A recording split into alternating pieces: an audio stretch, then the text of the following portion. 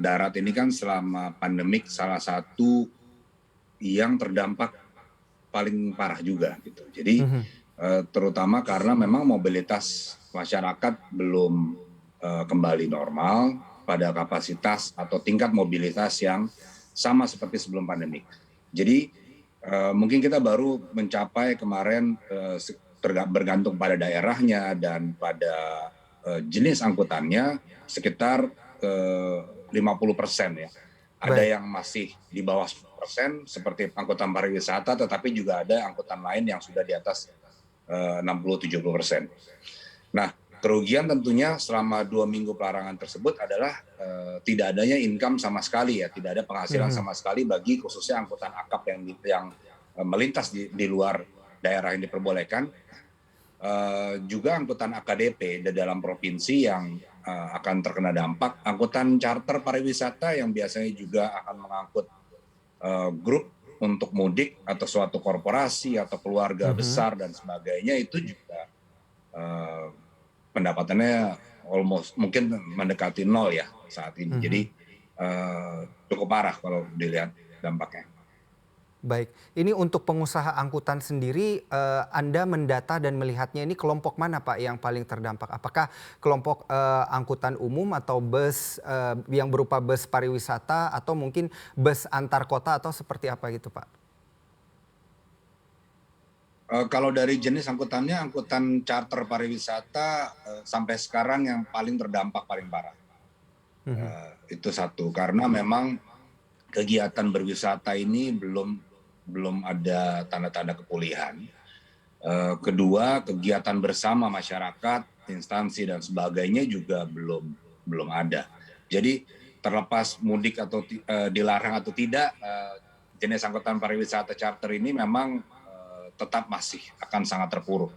Kedua, Mhm. tentunya angkutan antar provinsi yang memang melintas dan itu dilarang. Dan yang Mhm. ketiga, sebagian besar angkutan dalam provinsi pun juga akan terkena larangan karena ada yang berpindah dari area aglomerasi yang diperbolehkan ke Mhm. area keluar, walaupun masih di dalam provinsinya. Jadi ini AKDP juga akan terdampak Mhm. juga. Shuttle services seperti Ajab antar kota juga akan terdampak. Mhm. Baik Pak, ini kalau kita, berusaha mengukur atau mendapatkan gambaran ini sebenarnya seberapa parah Pak begitu kondisi, angkutan umum ini imbas, kebijakan daripada dilarang mudik ini berlaku Pak? Kalau perkiraan kami, ya memang mendekati hampir 100% imbasnya ya, karena Mhm. kendaraan yang beroperasi hanya beroperasi terbatas. Jadi kalau angkutan dalam antar kota itu kan punya trayek, jadi kita tidak Mhm. bisa serta-merta merubah fungsinya.